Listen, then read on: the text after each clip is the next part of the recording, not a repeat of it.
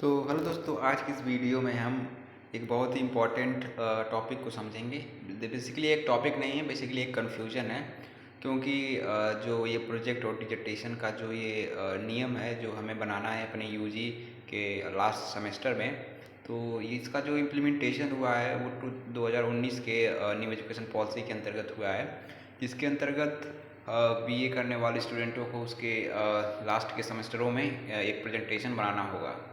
तो इसको लेकर बहुत से स्टूडेंट के बीच मतभेद है, बहुत प्रॉब्लम है, बहुत कन्फ्यूज़न है कि आखिर क्या है ये प्रोजेक्ट और डिसर्टेशन और कैसे बनाया जाएगा। तो मैंने सोचा क्यों ना एक वीडियो बनाकर इस पे एक आउटलुक दे दिया जाए कि इसका मतलब क्या है और करना क्या है और किस तरह से हम प्रोजेक्ट या डिसर्टेशन बना सकते हैं।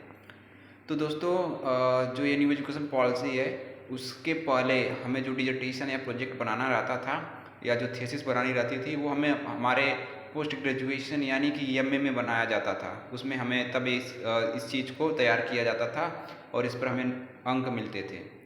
लेकिन 2019 की जो पॉलिसी है एजुकेशन की, इसके अंतर्गत ये स्टूडेंट को और अवेयर बनाना चाहते हैं। ये एक प्रकार से एक स्टेप है ताकि स्टूडेंट जो हों वो और अवेयर हों और समय से पहले ही उनके अंदर जागरूकता आ जाए कि किस प्रकार से थीसिस बनाई जाती है, किस प्रकार से कोई अपना डाटा है उसे सिस्टमेटिक वे में गठित किया जाता है और पब्लिश किया जाता है। तो यह तो हो गई बात कि क्यों हमें बनाना पड़ता है, क्यों हमें बनाना पड़ रहा है प्रेजेंट टाइम में। दूसरी बात, बनाएं कैसे। तो दोस्तों याद रखिए, ये हमारा पहला स्टेप है, यानी पहला समय है जब हमें डिसर्टेशन बनाना है। तो इसमें हमारा जो मेन फोकस होना चाहिए वो यह होना चाहिए कि डिसर्टेशन होता क्या है। बेसिकली जब आप काम करना शुरू करेंगे इस पे तो बहुत सी गलतियां करेंगे, बहुत से टॉपिक या जो सिस्टमेटिक वे होता है डिसर्टेशन का, जैसे कि एक्नॉलेजमेंट हो गया, डिक्लेरेशन हो गया और वेरिफिकेशन हो गया और टॉपिक हो गया और उसका क्रमबद्ध कैटेगरी से उसका इंडेक्स बांटना जो हो गया और बिब्लियोग्राफी जो हो गया। ये जो चीज़ें हैं आप इसमें से बहुत सी चीज़ों को मिस कर देंगे या बहुत सी चीज़ों के बारे में आपके पास प्रॉपर जानकारी नहीं होगी।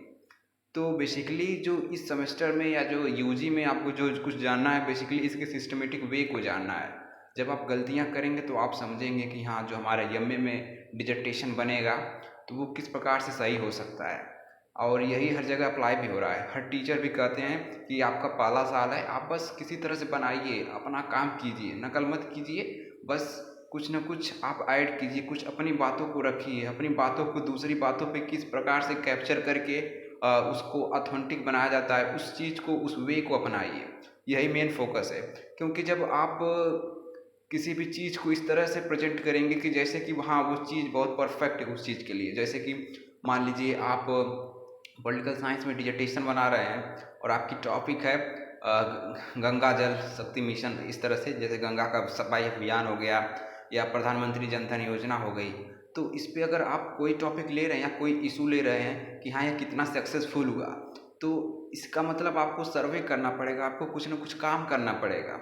लेकिन अगर आप किसी एजुकेटेड एरिया में हैं तो आप इजीली कर सकते हैं। लेकिन अगर आप विलेज से हैं या कहीं दूर दरार से हैं जहाँ पर ये सब की अवेयरनेस नहीं है, ना ही फैसिलिटी है लाइब्रेरी की, ना ही न्यूज़पेपर है, तो आप कैसे ये सब एक्वायर करेंगे। लेकिन आपके अंदर ये मनोभावना होनी चाहिए कि आप कुछ न कुछ अपना ऑथेंटिक चीज़ दें, अपना कुछ न कुछ योगदान उसमें दें। जैसे कि मान लीजिए आपके पास रिसोर्सेज नहीं है और टॉपिक मिल गई है कि जो प्रधानमंत्री कौशल योजना जो है वो क्या है, उसका इम्प्लीमेंटेशन कीजिए। तो आप बेसिकली इसको पहले पूरी तरह से जानेंगे, इसका इम्प्लीमेंटेशन कब हुआ और इसके बाद आपका जो रियल काम होगा कि यह सक्सेसफुल कितना परसेंट हुई और इसके आने के बाद क्या क्या महत्वपूर्ण चेंजिंग हुए।